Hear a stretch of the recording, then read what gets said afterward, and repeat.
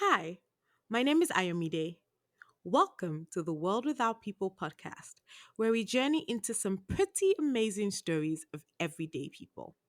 I believe strongly in the interconnectedness of our humanity, that we can color and enrich our lives by sharing and learning from our lived experiences.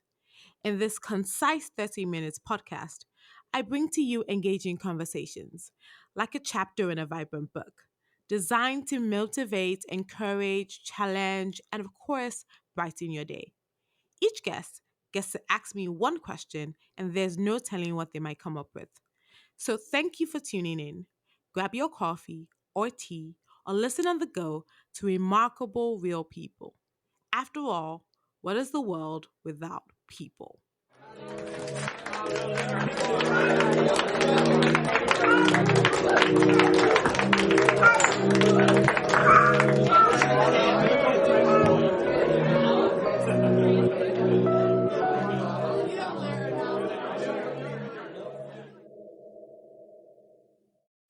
Hello, everybody, and welcome to another episode of The World Without People. My name is Ayomide, and I'm really excited about this conversation I'm getting ready to have because this is very personal for me.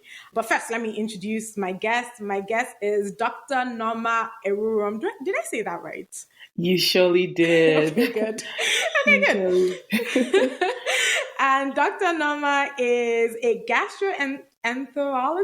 Oh my gosh. You're right. You're right on the money. Okay, good. A wife, mom of two, a prophetess. We won't talk about that part, but really an amazing individual. I've known Nneoma for a number of years now. We have a long history of many things we could talk about.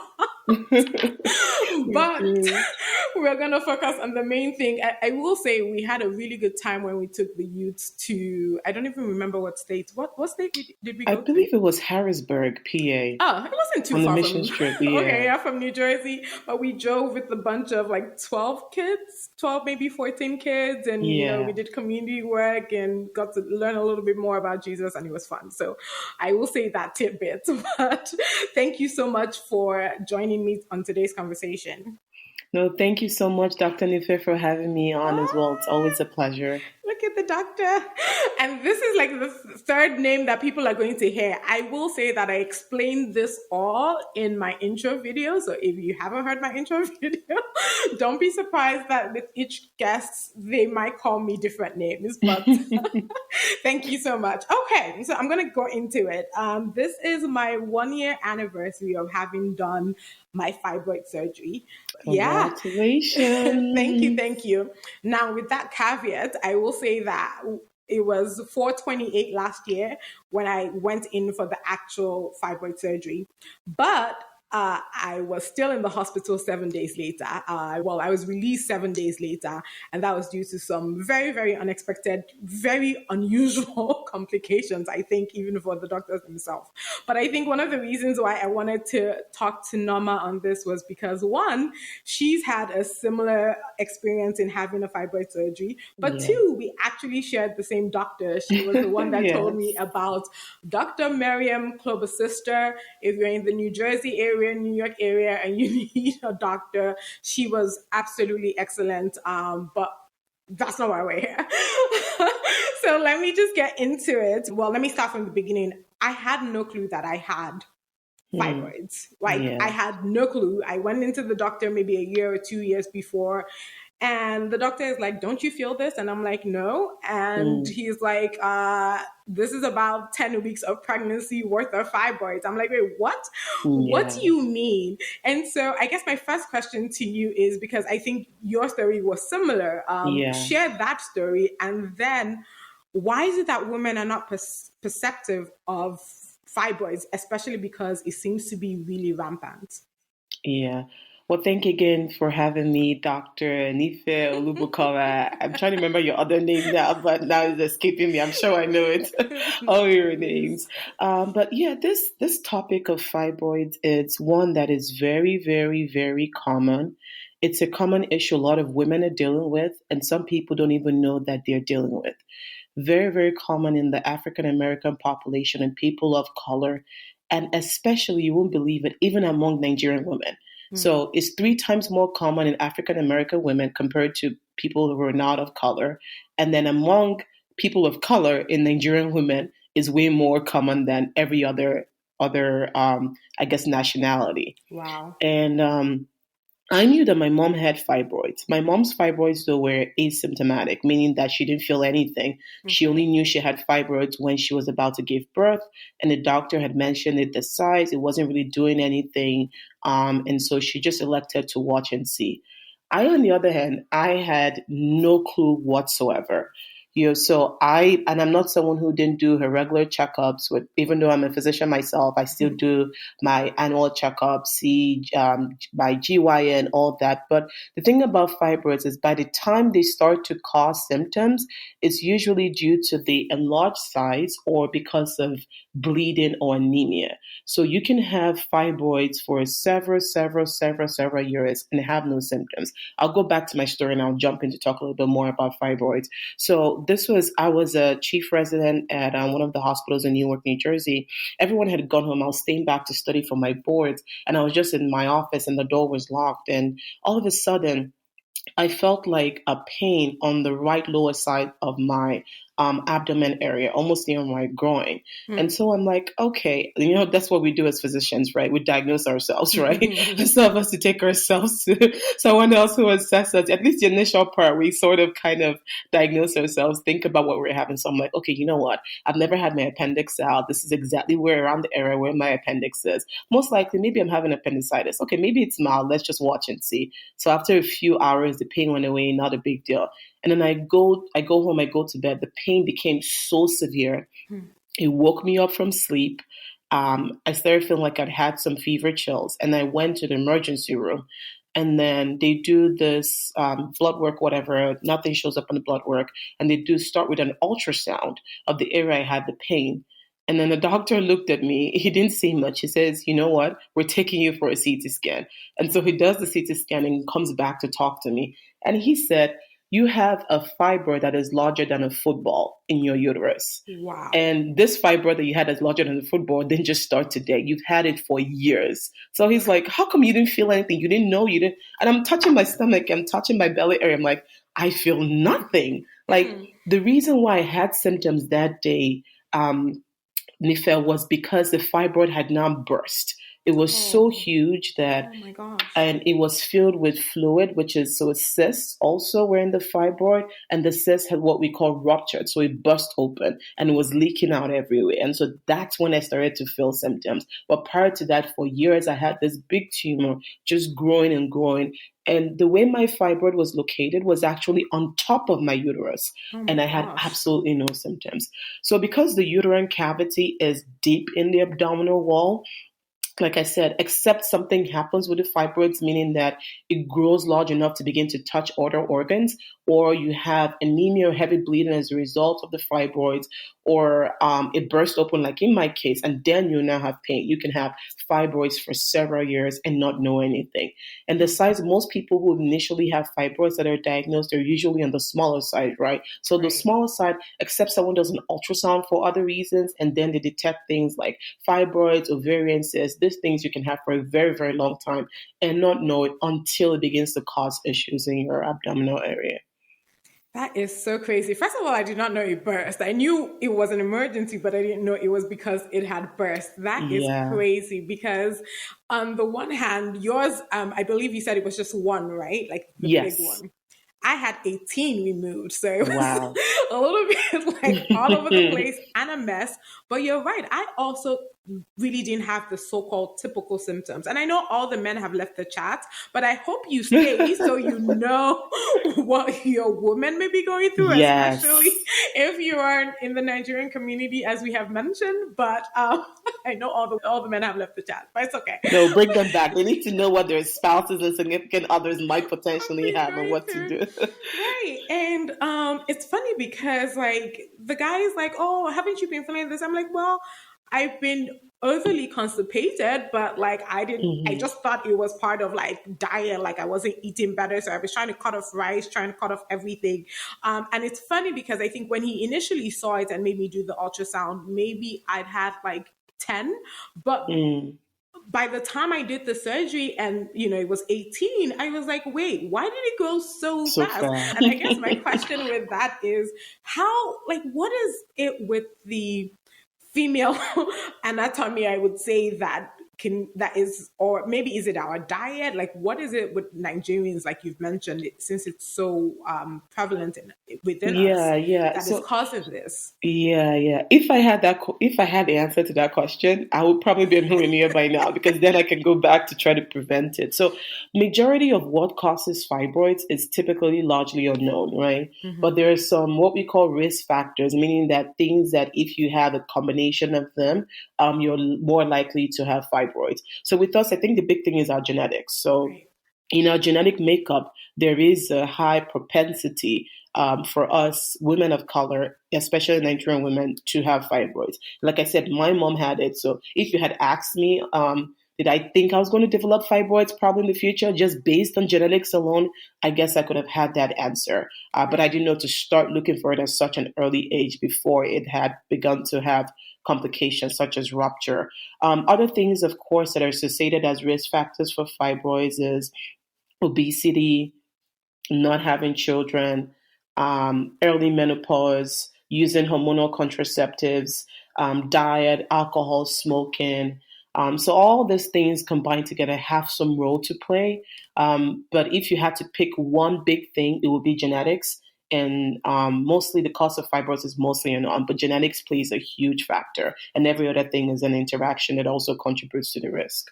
I think I agree. When I was at 54 gene, at the time when I was doing the surgery, I was telling Dr. Clubber's sister, I'm like, can you please keep it? I want to be able to do some research on it and stuff. Yeah. And I think that's the one thing to just emphasize, that if we as Nigerians and women get the chance, participate in clinical studies and clinical research so we can actually find a cure. Because I know, like with Dr. Clubber's sister, that was part of what she was doing. And so I was very appreciative of that.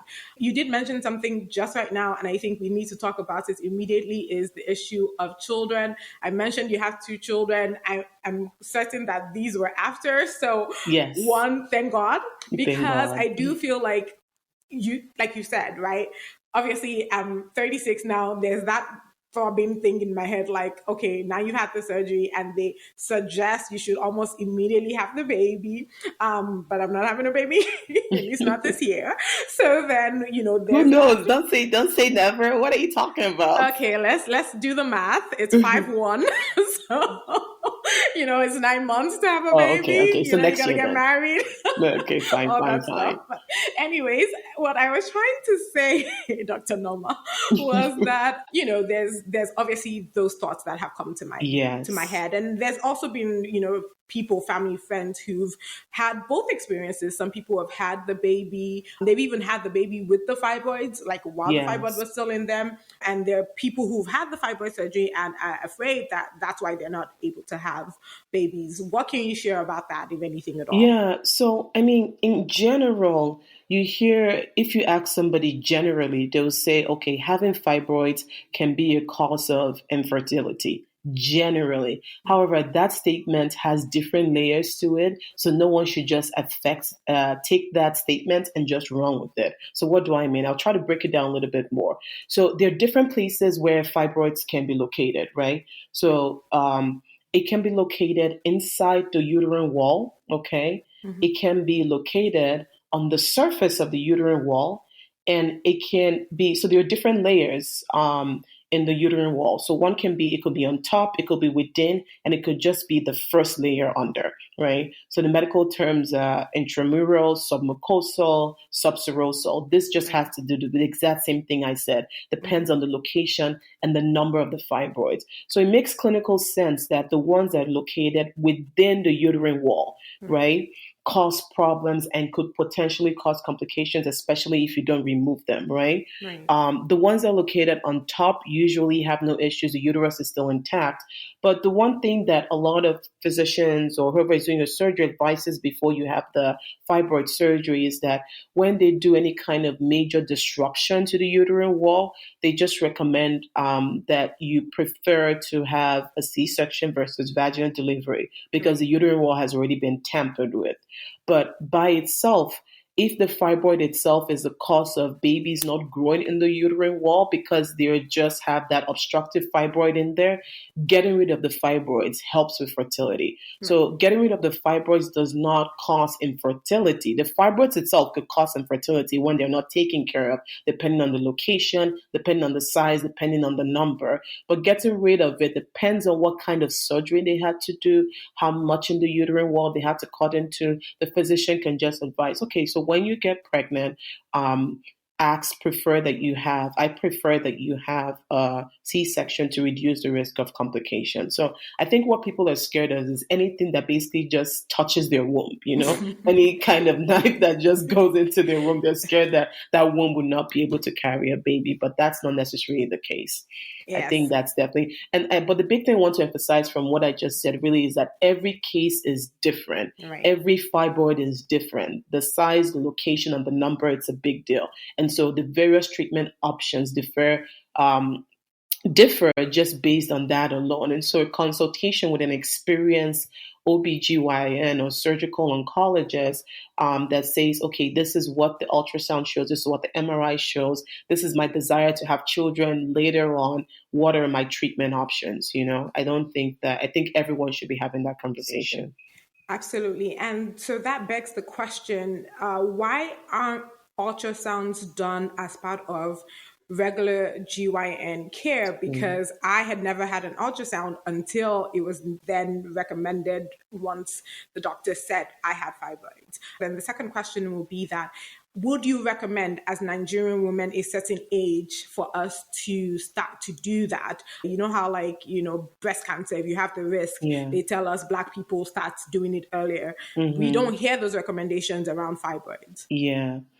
Yeah, so I think a couple of reasons why we don't have those recommendations. One is that fibroid by itself, so most of the screenings that we do are usually for things that could for sure sort of alter the lifestyle and treatment plan for the patient, as opposed to things that you say, okay, now we detect a fibroid that is 2 centimeters, let's watch and see, right? Especially because most women that tend to develop fibroids develop it later on. And at that time, they know it's there. They just watch and see and do nothing. So the idea behind the screening test is that you're looking for something and you're proving that it's worth catching it early, because when you catch it early, the outcomes are better than when you catch it late.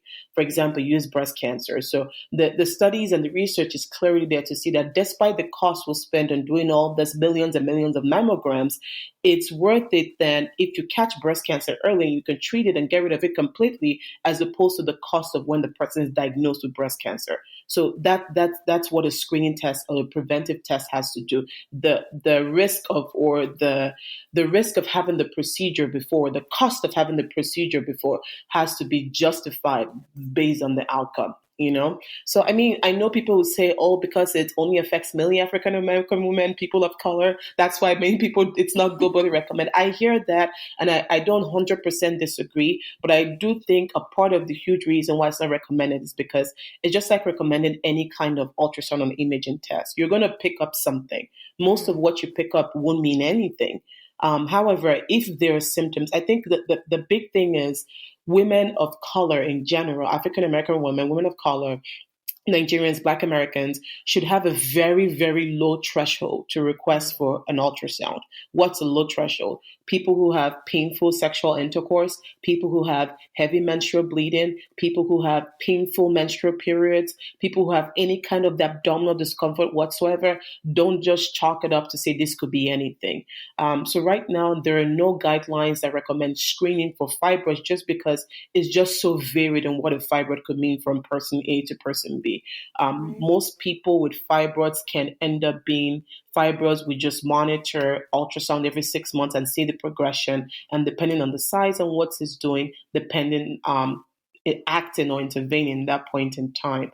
But I do think people should really be aware about the chances and risk of having fibroids, and that is so common that any single symptom that normally you say it can happen to your colleague and they think it's normal. Oh, it's normal to have painful menstrual period. It's normal to have anemia. My blood count is low. They tell me it's because of a menstrual period.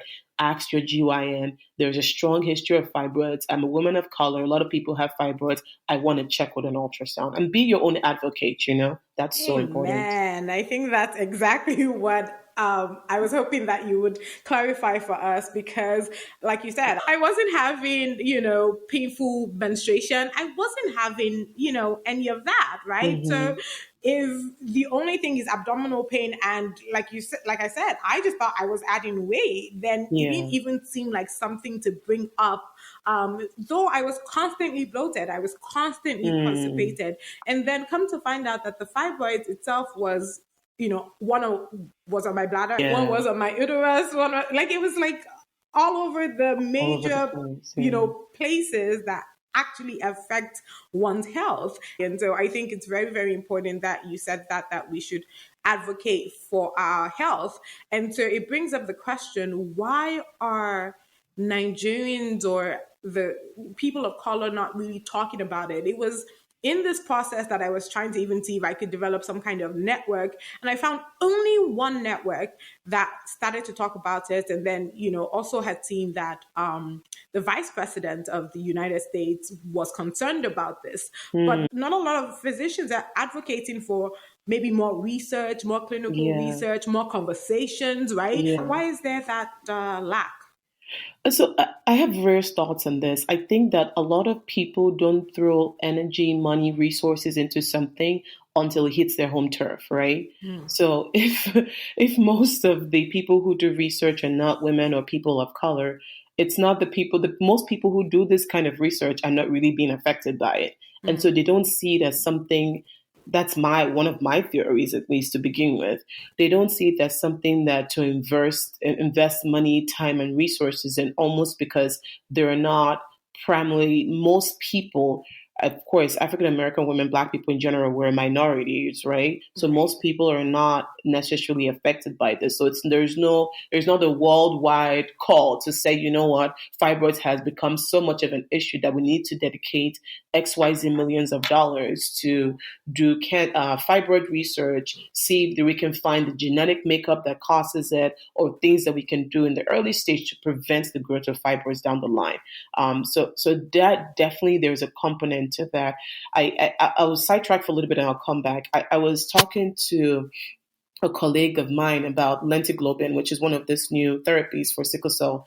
And then I was talking about possibly referring someone to the program where they were doing it. And he just went on this spill. And he was saying that lentiglobin, even though it was first of all studied with thalassemia, and he said it's only because thalassemia was affecting people who are not of color. That's why they dedicated so much time and effort into researching it. And then later on, after they use it for thalassemia, then they realize, oh, maybe we can also try this in sickle cell. And so now they're trying in sickle cell patients and they're getting resources. But then even a lot of patients with sickle cell cannot even have access to lentiglobin because with the clinical trials, they're prioritizing those with thalassemia. And I was shocked because I was like, people with thalassemia, other than having low blood count, they do clinically well. They have no other life-threatening issues compared to people with sickle cell. Anyway, that's my rant. So I went off track. I'm going to come back track to the. And then, so the other thing also, I think with fibroids also is, for some reason in our communities, people don't like to talk about their medical issues. For some reason, in our communities, it almost seems like a taboo when you tell your story or your medical journey to somebody else. I was sharing with someone recently, my own uncle, that's my dad's brother, had prostate cancer, and he did not tell anybody until 10 years after the diagnosis and treatment, right? So a lot of people, I see a lot of African American patients, and they're like, oh, what diseases run in their family? They don't know because no one wants to talk about what's going on. And I feel like part of it also is almost an innate cultural thing that this is something that is so common to us and we need to almost suffer through it, or this is just part of the journey or part of the process, as opposed to let there be advocacy, let there be research, let's talk about this, let's come together in communities, let's speak out more, let's advocate for funding regarding fibroid issues. Let's have a list of physicians who we know they're fibroid experts, as opposed to just going to anybody. Not everyone knows how to treat and manage fibroids well. So there's really just a lot to be done. And I really admire what you're doing here, because what you're doing is starting the conversation. You're talking about it, you're pointing people in the right direction to say, enough of this being a taboo for so long. We need to take action. Oh, thank you. Because, it was really difficult for me. It took me 2 years to even make the decision to do the surgery. I actually went to Nigeria and considered doing it in Nigeria because I thought, at least there are more experts, because there weren't a lot of Black or people of color who were experts here, or at least not in my immediate vicinity. And that really, really stressed me out. And if you did not give me a personal recommendation, and I'll say it again, if you're in the New Jersey area, Dr. Kloba's sister was amazing. Just how she took care of me, explained all the different options. I didn't even know that there were other options. If I'd, maybe seen her a little earlier and newer interventions that I could have possibly used, so well enlightened. This was, and really she's looking at this through the eyes of cancer, right? She's in the cancer center. So she didn't even have to be this personal about it, but she literally took my hands, did a whole drawing. It was really, really amazing. So, I will definitely say that, to your point, we need to hear from more experts. We need more people of color to become invested in this. And I am going to say, given your role as a prophetess, like I mentioned earlier, and so it's just somebody from the church is what I'm trying to say, really, as well as, as well as a physician. I think another part of it that we must talk about is the fact that, Nigerians, especially, or people of color, are like, God is going to heal me, and so we're not going to talk about it. Can we please address that for the people in the back? No, that's foolishness. I was looking for a word to sugarcoat it. I don't even know how to say it anyway. So I so much believe in healing. God can absolutely do the miraculous. I've seen it over and over again, time and time again. But also, God has given wisdom to physicians and to doctors, right? And so there is nothing wrong in saying, I'm going to see my gynecologist, I'm going to see my oncologist, I'm going to see whoever is treating or managing the fibroids, and you're following the recommendation, and God is going to, I believe that God uses them through the surgery, through the minimal invasive therapies, through what he has. But what you cannot do is do nothing and say that's God. That's not God. God has part of the healing process, a lot of times people don't even understand that we in the medical community, God uses our hands as healing hands, right? Through the medications, through the surgeries, through the therapies. We're really not that smart on our own. All these inventions, I really believe that it's really God who puts it in there for what's it. So some people think that people see medicine as anti-God. Or they think that you can pray and then also go see a doctor and get the recommended therapies and treatment. That's absolutely nonsense. Those two things go hand in hand. And I'm reminded of that simple story that people talk about over and over again. There's a man that's drowning in the ocean and he cries on God, help me, help me, help me. God sends a lifeboat to him. He shakes his head and he says, no, I'm not getting on the lifeboat because I'm waiting on God to help me. Next thing, God sends somebody else on a raft. He's like, no, I don't want to get on your raft. I cried on God to help me. I'm waiting on the answer. And then God sends one more person and then he refuses. And next thing you know, he drowns and goes to have a conversation with God. And God is like, I sent you all this help and you kept rejecting. People need to see that the medical community are actually people that God uses to heal. And when Christians see it that way, it really changes your perspective on things. Listen to your doctors, especially if God gives you peace about them. You're not sure, go for second opinion. Talk to they're Christian physicians, they're Christian doctors. You want to have that boundary, that's totally fine. But you need to listen to medical advice. You can't just sit down and say, I'm praying about a situation and then do nothing. That's absolutely foolishness. That's not wisdom. Amen. I love it. You see all your passion over there because really, I encounter this all the time. I know. And to your point, because my initial doctor In fact, and I think I told you the story. By the time I saw the schedule for the surgery, Mm. right? It was, I don't even know what it was. Oh, it was basically a hysterectomy. And I'm like, you said What? what? Like, I mean, like, I'm still trying to have children, like one way or the other. We're still trying to have children. Like, what the hell are you talking about?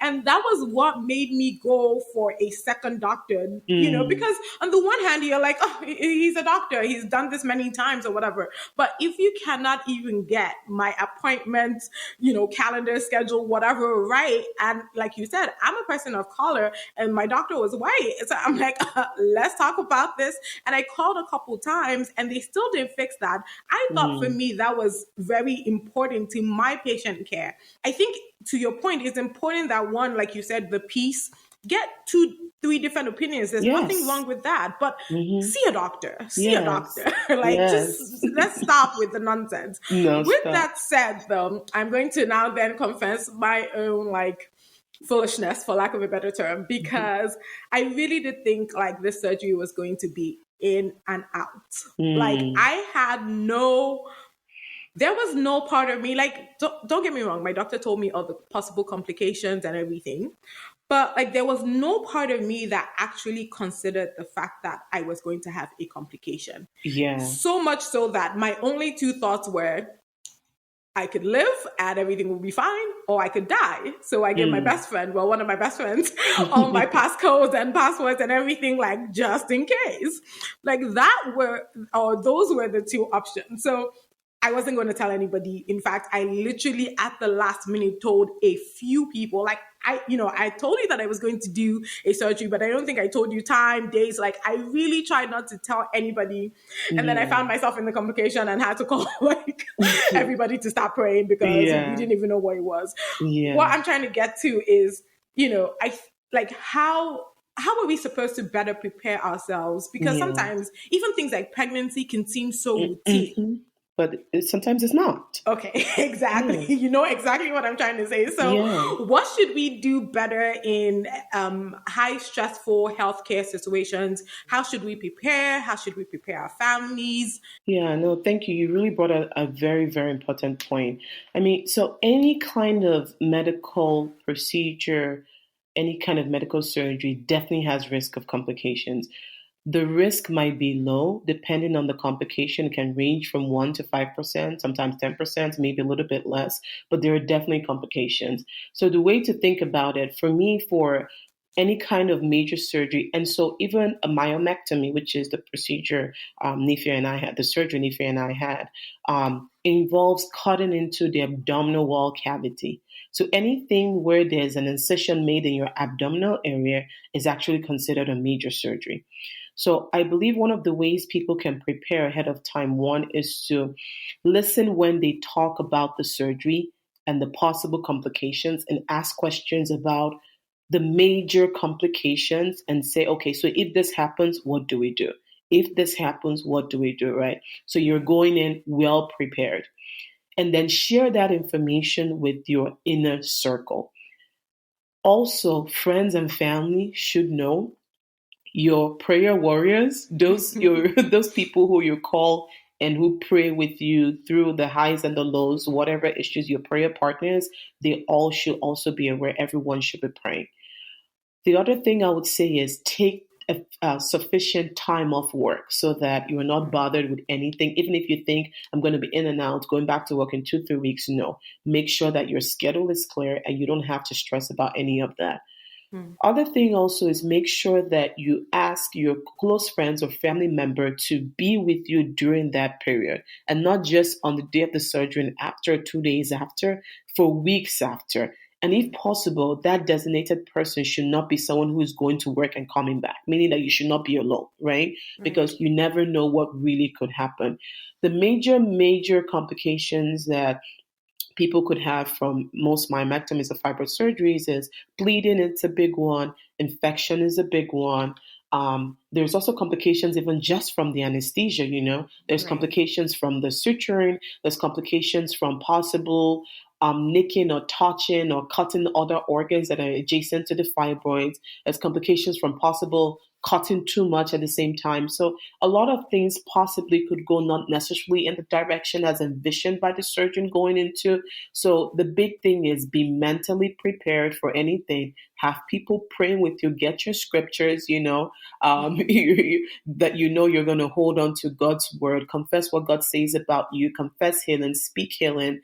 Have people around you that are going to be around you for at least 3 weeks, 4 weeks, uninterrupted time, if possible. You can have people alternate because it's very hard in America to have people just be off work for 4 weeks and just stay with you as much as they long to.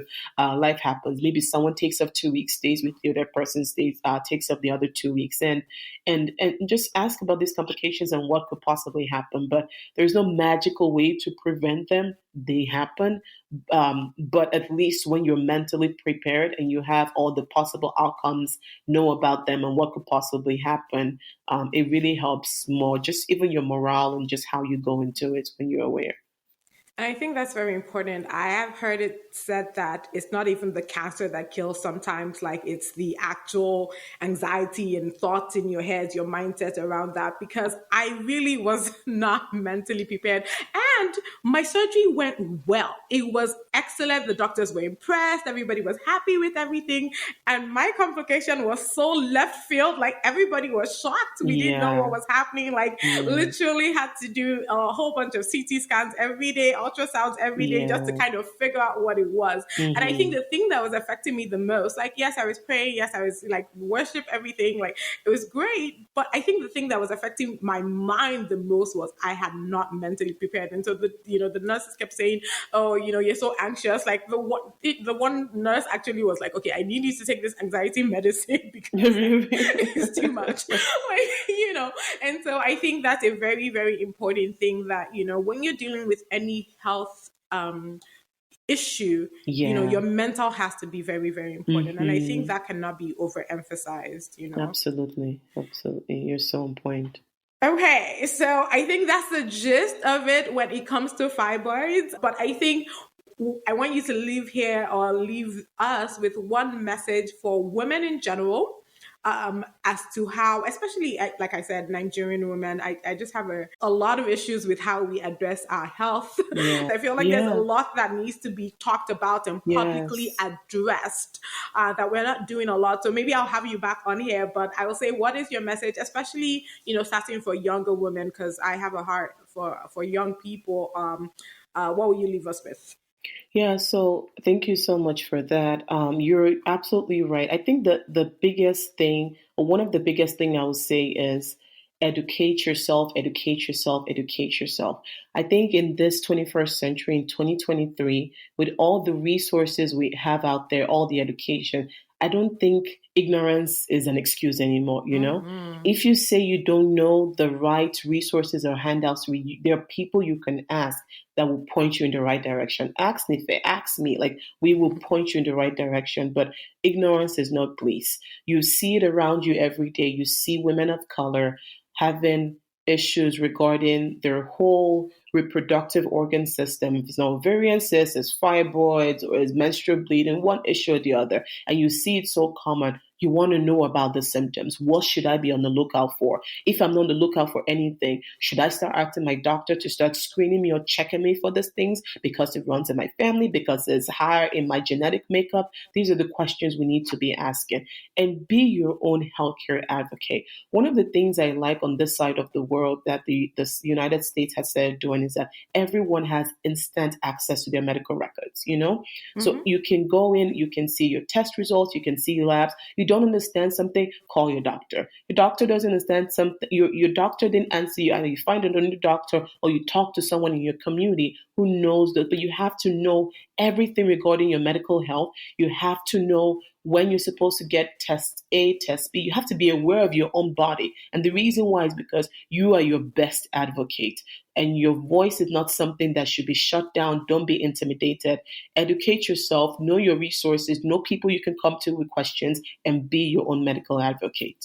Amen. And I'll add to that Black people, we can sometimes be so tolerant of pain that I think we should really start to really look at that threshold. I say that because I was reading my report. So to your point, I read every single note that the doctors and the nurses had put in throughout my stay. And you could tell by the way they would say things like, she reports not having any pain, that they didn't understand that in relation to my tolerance. Yeah, like my labs, like my tests, like they're seeing the output, they're seeing all these things, and they're thinking like she should be complaining a little bit more. And I think that's important to remember. Like you said, health advocates. And the last thing I do want to say is that Nneoma really is like, I'm very serious. She will answer every question.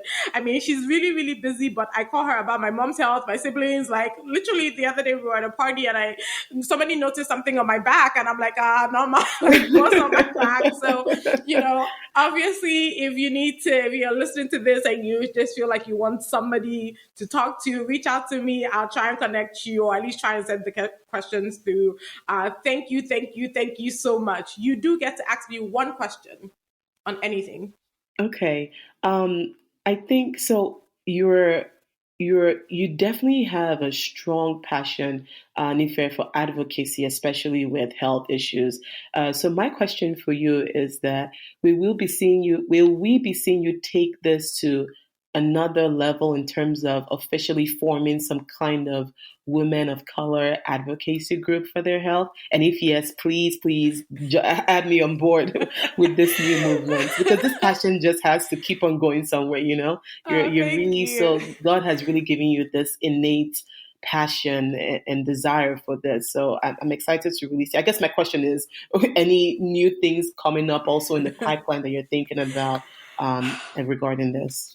That's a good question. I was thinking about it earlier when I was going through the whole fibroid thoughts, the questions, all of that, because my best friend did the same surgery on the same day. Wow. So for me, it's like, I know way too many people now. I can list like 10 off the top of my head who either have it or have had the surgery. And like I said, no community. I have checked. There is literally one community. And so I definitely have been thinking about it. Pray for me. I need more grace. I think that to your point, I just don't like the lack of communication or lack of direct conversation. Like my mom never had it. So for me, I didn't have the genetic background, but things like, I know my uncle has had cancer and all of that. I like all of those things. I like knowing it. Like it may not necessarily affect anything, but it's good to have, and it's good to know, and it's good to be able to put things in perspective. So pray for me. I'll start working on it and try and put something together. Thank you so much. Thank you for joining me in today's episode. Just like you'll tell someone about a great book you read, please don't forget to share this if you enjoyed it. Connect on IG and Twitter at TWWPcast and get details on the website at worldwithoutpeople.org. And hey, remember to make loving others the story of your life. Until next time, this is The World Without People.